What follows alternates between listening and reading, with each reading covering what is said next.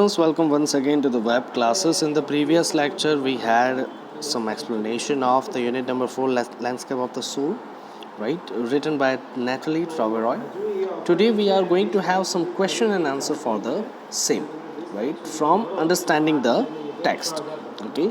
So, the first question that we are having right now is contrast the Chinese view of art with the European view with examples. So what we need to do is we just need to give some difference between Chinese view and the European view.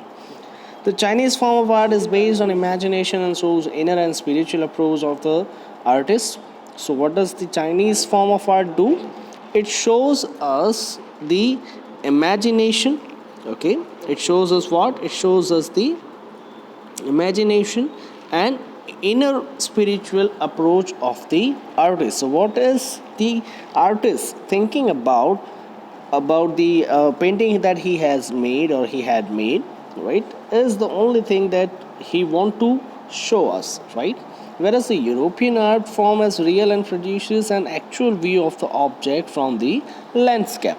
So what does that mean? That means, so whatever has an European artist seen, he picturizes it in the actual view, right, on the panel. So I hope you guys have got this thing. Sorry, मैं आपको हिंदी में भी एक बार समझा देता हूँ. क्या मतलब होता है इसका कि चाइनीज़ जो आर्टिस्ट रहते हैं वो हमेशा जो है मन में क्या सोच रहे होते हैं उसके बारे में जो है वो अपनी प्रेक्षक जो रहते हैं, अपने जो स्पेक्टेटर्स रहते हैं, उनको वो दिखाना चाहते हैं कि वो क्या सोच रहे हैं दिमाग में, राइट. जबकि यूरोपियन आर्टिस्ट क्या करते हैं, वो जो अपनी आँखों से देखते हैं उसे जो है एक्चुअल पॉइंट पर उसे जो है रिप्रोड्यूस करते हैं उसी पैनल पर, है ना. अब सेंशुई का कंसेप्ट जो है वो समझना है. तो shanshui is a Chinese concept of art which means mountain and water, है ना. सेंशुई क्या है? तो एक चाइनीज़ कंसेप्ट है आर्ट का. उसे क्या कहा जाता है, मतलब क्या होता है उसका? Mountain and water, right. It is use together to represent the word landscape. इसका इस्तेमाल एक साथ क्यों किया जाता है? ताकि हम इस वर्ड लैंडस्केप को जो है रिप्रेजेंट कर सकें. The two complementary poles yin and yang of the image reflect the Daoist view. और जो दो पोल हैं, यिन और यांग, दोनों पोल हैं जो एक दूसरे को क्या करते हैं, जोड़े रखते हैं, राइट. इससे जो है एक डाओइस्ट व्यू जो है वहाँ पर रिफ्लेक्ट होता है. What do you understand by the terms outsider art and art brut और raw art, है ना. ये जो है आपको मैंने एक्सप्लेन नहीं किया हुआ है, ठीक है. और ये कहाँ समझाया गया है? तो अगर आप जो है यूनिट का जो लास्ट पोर्शन है वहाँ पर देखोगे तो वहाँ पर एक अलग से आपको जो है एक पैराग्राफ दिया हुआ है 3-4, जिसमें रोज़ गार्डन के बारे में और रॉक गार्डन के बारे में जो है समझाया गया है, जो पंजाब और नॉर्थ के पोर्शन में आए हुए हैं, राइट. तो वो एक अलग ही आर्ट था जिसको जो है यहाँ पर एक्सप्लेन किया गया है. उसी के बेस्ड ये क्वेश्चन यहाँ पर रखा गया है कि आउटसाइडर आर्ट, आर्ट ब्रूट और रॉ आर्ट क्या होता है. So outsider art is the art made by untrained artist, for example children and mentally ill person, है ना. आउटसाइडर आर्ट किसको कहा जाता है?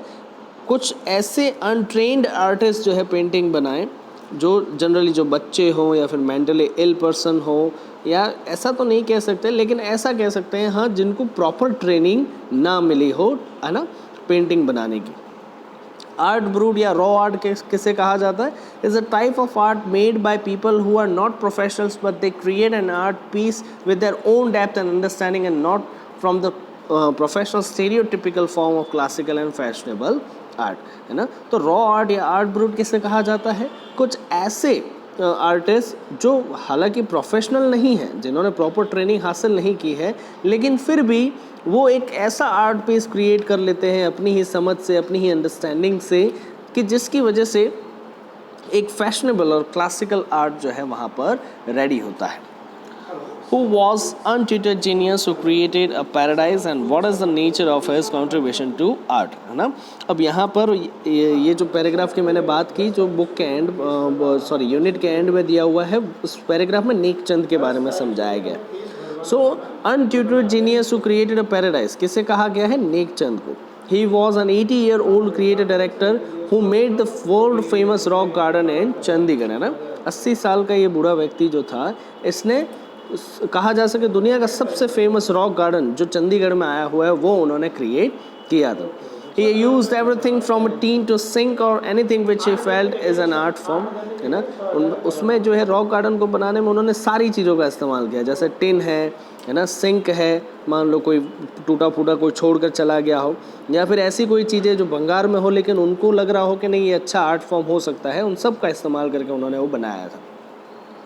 One of his famous creations are woman by the waterfall, है ना। ये वुमन बाय द वाटरफॉल जो उनका जो सबसे फेमस आर्ट है, ये आर्ट जो है उन्होंने कैसे क्रिएट किया था, तो चूड़ियाँ जो थी उन्होंने चूड़ियों का इस्तेमाल करके जो है औरतों का स्कल्पचर जो है वहाँ पर रेडी किया था, है ना। आई होप समझ में आया आपको। चलो अब टॉकिंग अबाउट द टेक्स्ट में से कुछ ऐसी चीज़ें हैं जो समझना ज़रूरी है। पहला क्वेश्चन कौन सा दिया हुआ है, discuss the emperor may rule over the territory he has conquered but only the artist knows the way within. क्या मतलब होता है स्टेटमेंट का, है ना। The statement means then the emperor rule over the territory which he has conquered and have the power but the artist know the path and mysterious way work of the universe. The artist can go beyond materialistic appearance of the objects. No matter how powerful the emperor was, the artist's true art form can be seen the way he wants to show them. ना कि यहाँ पर क्या समझाया गया है कि statement में जैसे कि एम्परर रहता है, वो हो सकता है एक टेरिटरी के ऊपर राज कर रहा हो, एक जगह के ऊपर राज कर रहा हो जो उसने जीती है, लेकिन जो आर्टिस्ट रहते हैं वो आर्टिस्ट ही इस दुनिया का सच्चा रास्ता, इस दुनिया के सच्चे मिस्टीरियस कामकाज जो है वो जानते हैं, है ना। जैसा कि उस आर्टिस्ट ने जो है बताया, उस कहा जा सके वुड हाउसी की बात की जाए, है ना, तो आर्टिस्ट जो है वो कहीं पर भी जा सकते हैं बियॉन्ड मटेरियल अपीयरेंस, है ना, कि ये जो मटेरियलिस्टिक दुनिया है उससे पार जो है उनकी पहुँच है, उससे अलग जो है उनकी पहुँच है, रीच है ना। अब एम्परर चाहे कितना भी पावरफुल था, है ना, वो राजा जो था उन्होंने वुड हाउसी को अपॉइंट किया पेंटिंग बनाने के लिए, लेकिन एक सच्ची पेंटिंग उन्होंने बनाई, उसको समझने के लिए उन्हें जो है किसकी ज़रूरत थी, वुड हाउसी की। वो चाहते थे वुड हाउसी कि वो राजा जो है उनके नज़रिए से या उनकी सोच से जो है उस पेंटिंग को देखे, तभी जो है उस पेंटिंग के सही मायने जो है समझ में आ सकते हैं, राइट। सेकेंड क्वेश्चन कौन सा है, discuss the landscape is an inner one a spiritual and conceptual space. क्या मतलब होता है इसका, राइट। तो the statement means that Chinese artist wants the viewer to enter his mind rather than borrowing his eye to view his art piece. एक Chinese artist जो रहता है वो हमेशा क्या चाहता है कि जो व्यूअर है वो आर्टिस्ट के दिमाग में एंटर करें और वो ढूंढने की कोशिश करें कि आर्टिस्ट जो है क्या सोच रहा है। जबकि अगर हम यूरोपियन आर्टिस्ट की बात करेंगे, यूरोपियन आर्टिस्ट क्या चाहते हैं, तो पेंटिंग को उस नज़रिए से देखें जिस नज़रिए से यूरोपियन आर्टिस्ट देखते हैं।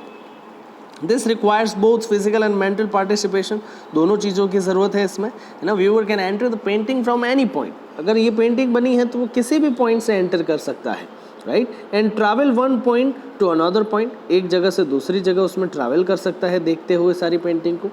As it is not a real one, it is an inner spiritual and abstract space of the artist, ना। क्यों, क्योंकि ये पेंटिंग रियल नहीं है, ये क्या है, एक स्पिरिचुअल स्पेस है जो यहाँ पर आर्टिस्ट लेकर आता है लोगों के लिए, है ना। ये पेंटिंग तो एक सिर्फ जरिया है, जो मन में जो विचार है वो क्या समझाना चाहते हैं Chinese painter. So I hope आपको समझ में आया होगा ये वाला question. Thank you so much, मिलते हैं नेक्स्ट लेक्चर में। Till then stay safe, stay home, thank you.